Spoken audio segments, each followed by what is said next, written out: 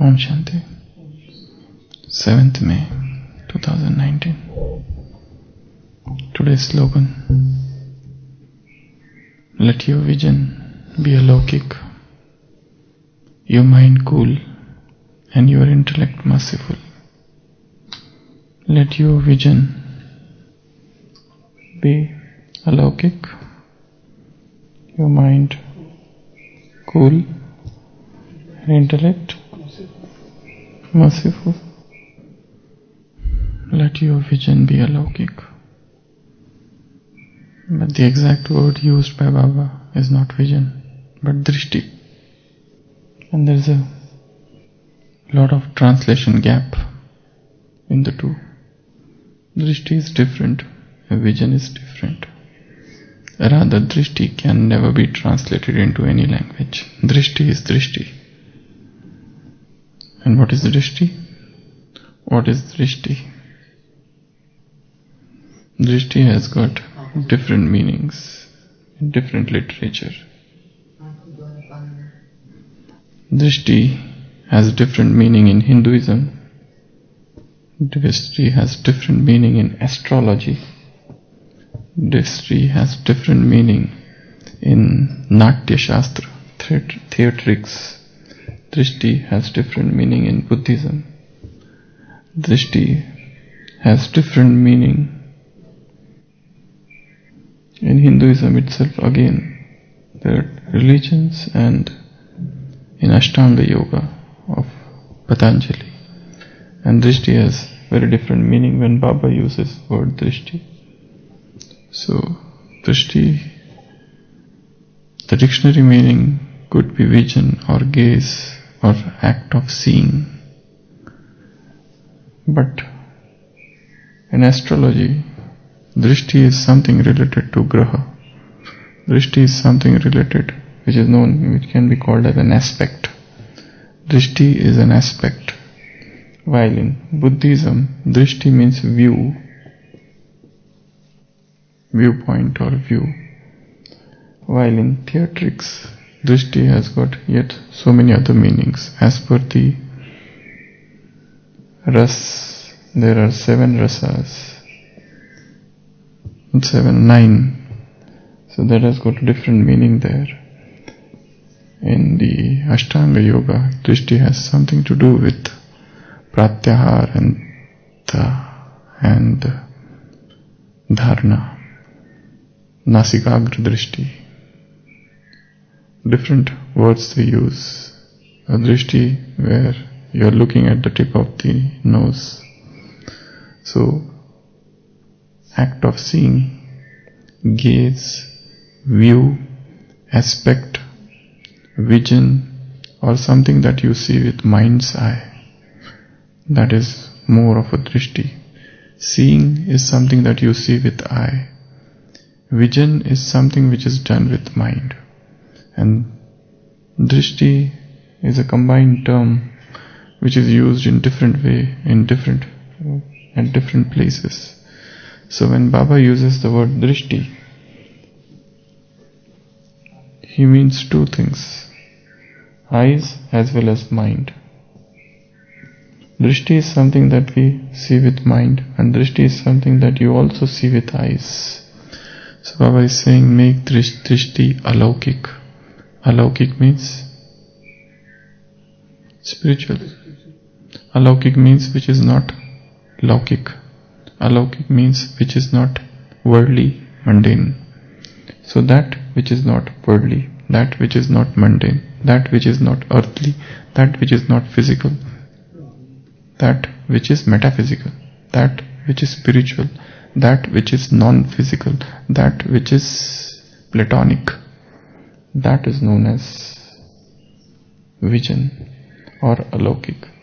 So, Baba is saying, make your drishti alokik. In today's Sakar Murli, Baba said, even Maharathis are busy or caught up in name and form. Even Maharathis are caught up in name and form. And when you get caught up in name and form, your mind becomes unstable, chalayaman, very, very fickle, like the lamp. So, making drishti alokik means making it spiritual. Making drishti alokik means stop seeing bodies. Making drishti alokik means there is no interest in seeing the bodies. Making drishti alokik means no more the attraction of the body pulls you. Making drishti alokik means to be soul conscious and to have soul conscious vision. So alokik means soul conscious vision, atmik drishti, not physical. So drishti is something that you see with your mind and also with your eyes. Physical eyes, mental eyes.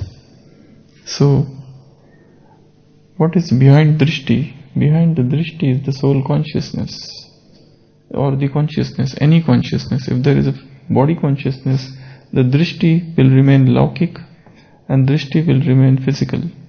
If there is a soul consciousness acting behind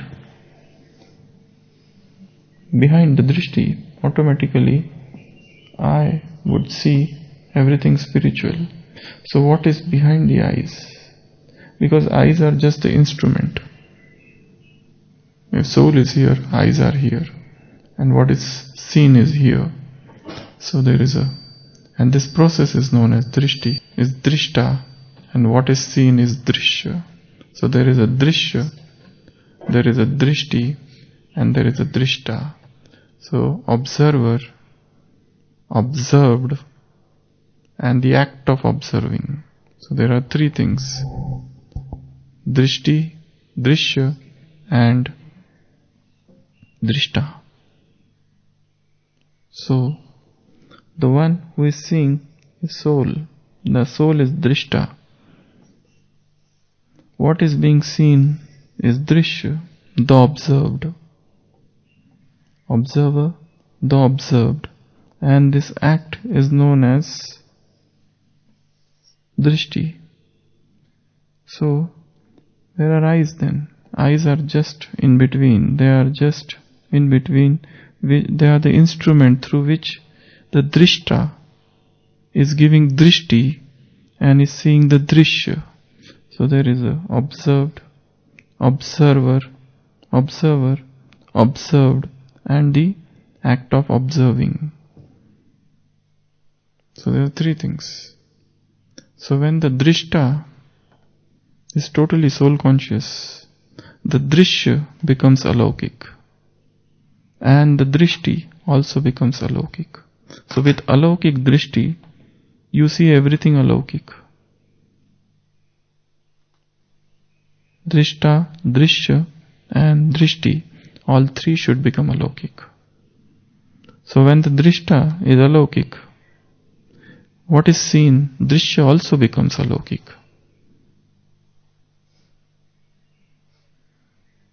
J. Krishnamurti has called this: the observer and the observed become one.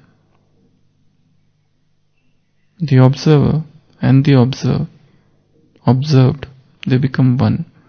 One in the sense they become similar. So when the drishti is alokik, automatically what is seen also becomes alokik. Alokik means it is non-physical then. Then you cannot see bodies. You remain on a higher platform of soul consciousness. Then there is nothing like somebody is beautiful and somebody is ugly, and somebody is fair and somebody is unfair. Somebody is fair and somebody is black. So this is a interplay of drishti, drishya, and drishta. So drishti and drishya is the result of drishta. So work on the drishta. This drishta, this observer, should become alokik, should become spiritual, and it will become spiritual only and only by a lot of practice. practicing soul consciousness, practicing remembrance. In today's Sakar, Murli Baba said, you remember Baba in the morning, but what about the day?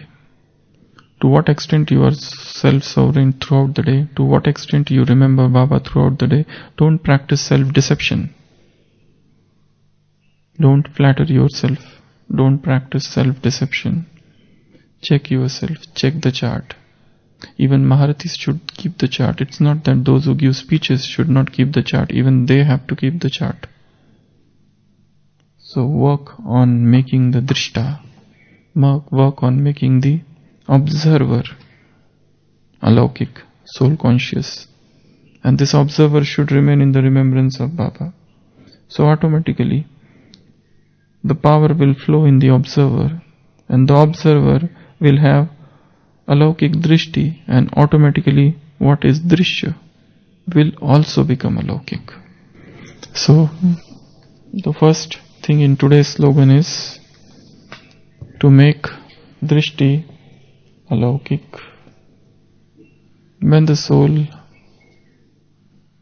forgets itself and becomes body conscious, automatically the drishti is the result of what's happening in the soul. Drishti is not the result of what's happening in the eyes. It's something which is going beyond the eyes. So when there is a upheaval in the soul, the drishti, even though eyes are okay, healthy, the drishti becomes corrupt, polluted, contaminated. So make the drishti alokik and very pure. Very, very pure drishti. That's why those sannyasis, they used to keep nasikagra drishti while walking.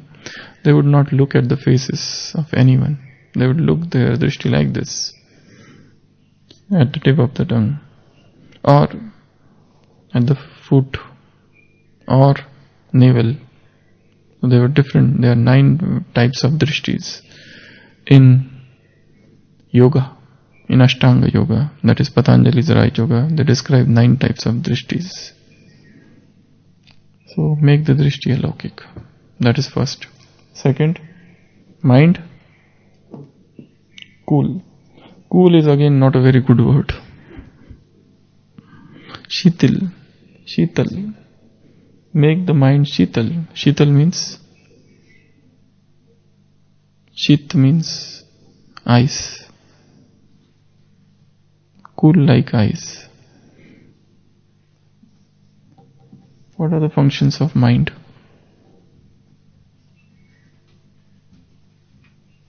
What are the functions of mind? What are the functions of mind? Mind has got 3 basic functions. We tell in our 7 days course, right? 7 days course we tell, no? What are the 3 basic functions of mind? Thinking, feeling, and wanting, desiring things. These are the 3 basic functions of mind.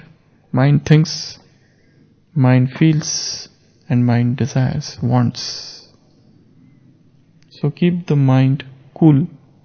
So when I say keep the mind cool, I mean 3 things to keep cool. Thinking should be cool. The thoughts should be calm and quiet. There should not be disturbance, upheaval, turbulence in thoughts. When I say feelings, how are the feelings? The highest disturbance happens in feelings only. Emotional instabilities, emotional lability, emotional disturbance. Emotionally, person becomes disturbed. Even the thoughts keep on telling, do this, do that. But thoughts are related to logic, reason and all those things. Feelings are very strong. They are very strong current. And person is moved by feelings. And then third is wanting, desiring. If there are many desires, worldly desires, materialistic desires, desires to gain, ambitious. That's why in English they say, A religious mind is a non-ambitious mind. A religious mind cannot desire all the things of the world. The worldly career, the worldly jobs, money, business and all those things. Religious mind keeps away from all these things. So what are my desires? There should be only one desire. Atmano mokshartham jagat tritiya cha. For the freedom of the soul and for the welfare of the world. I want to free myself from all these bondages and I want to do good to the world. Vishwa Kalyan, that's the only desire. And for myself, mukti, freedom.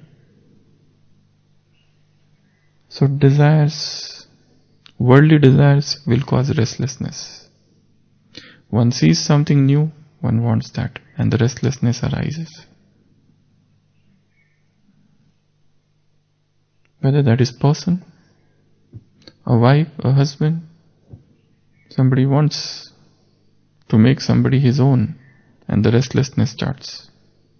Things, objects, career, job, degree, anything. The moment one desires things, disturbance starts. If at all one wants to desire all that is spiritual, even that will cause restlessness. It's not that spirituality will not cause restlessness. Spirituality is there basically in desire, any desire that may be. But worldly restlessness is on one side and spiritual restlessness is better than the worldly restlessness. So, mind has got three functions: thinking, feeling and wanting. So when three functions are there, Baba is saying, make mind cool, shitil, calm, undisturbed, unruffled. How to do that? For that you have to reduce the number of thoughts. And the way to reduce number of thoughts is the practice of self-respect. Is the practice again of soul consciousness. A soul conscious mind will have very less thoughts, while a body conscious mind will have more thoughts. While a body conscious mind which is filled with vices, for example, a mind which is troubled by lust, cannot remain calm. Multiple plannings, multiple ways to achieve the object of desire would arise. So that will keep man restless. Anger. Angry mind cannot remain calm.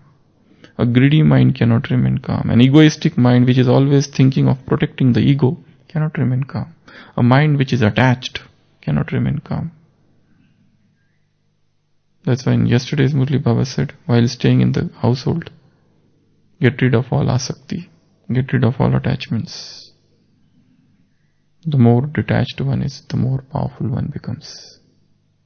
An attachment can arise anywhere. And for a Brahmin, attachment will arise in the Brahmin family.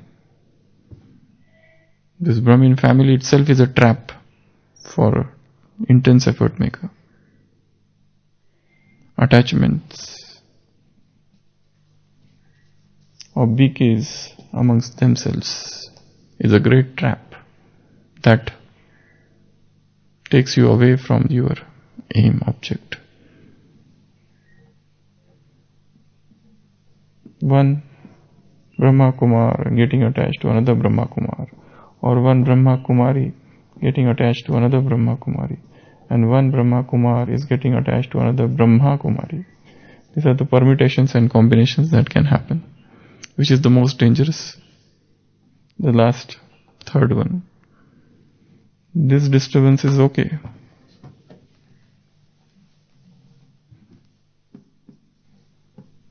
Both Kumaris, this is still okay. Both Kumar, this is still okay. But the third disturbance, third attachment, third bond, and always the link would be seva. And the seva becomes the means of entering into vices.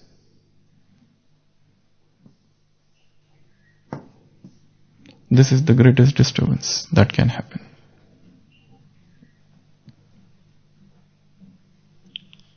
So, when the mind is in the grip of any of the vices, it cannot remain calm. It cannot do chintan. It cannot become focused, concentrated. It cannot follow all the moral rectitude, dharanas, maryadas. Somewhere, in some subtle manner, something would be broken. The moment some attachment develops anywhere, age is not at all the barrier.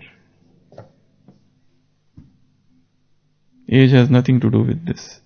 This could be 9-year-old and 90-year-old. Attachment could be between any one of them. And lust, age has nothing to do with lust. Lust has nothing to do with age. It can develop anywhere.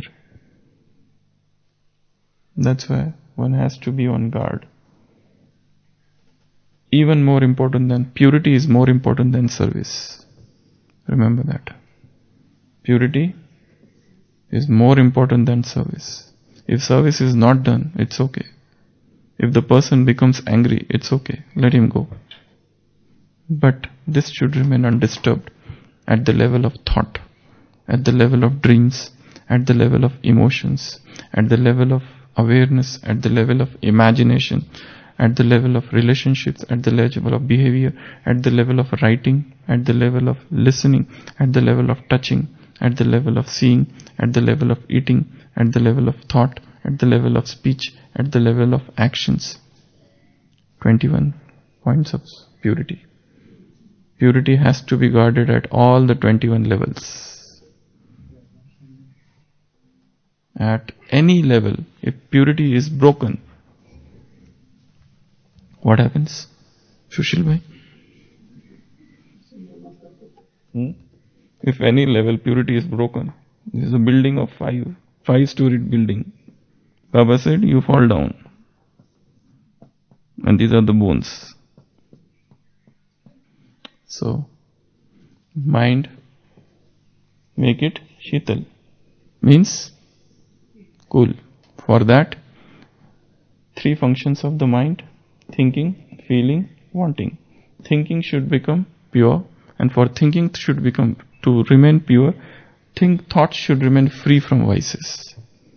Feelings should remain free from vices. To develop attachment to some soul, one becomes emotional there.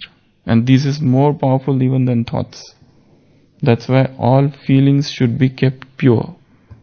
And to keep pure feelings means feelings should remain unattached. There is attachment, otherwise attachment develops in feeling. And the thinking and the wanting. Desire only spiritual things. If you want to desire anything, desire high stage of the mind. If you want to desire anything, desire angelic stage. If you want to desire something, desire the welfare of the world. Only pure spiritual desires. So, this is second. Third, intellect. Merciful. So, intellect should have mercy. Yesterday's blessing was what? You are what? Master, merciful. Your master ocean of mercy. No matter what one has done. You are the master ocean of love. If somebody comes to you, he should not go empty-handed. If somebody comes to you, he should receive nothing but love. Because you are the master oceans of love. So fill the intellect with mercy. Why? Because we are ancestors. Why? Because we are the world benefactors. Why? Because we are afflictor of the world. Uddharak. We are the highest souls of the world.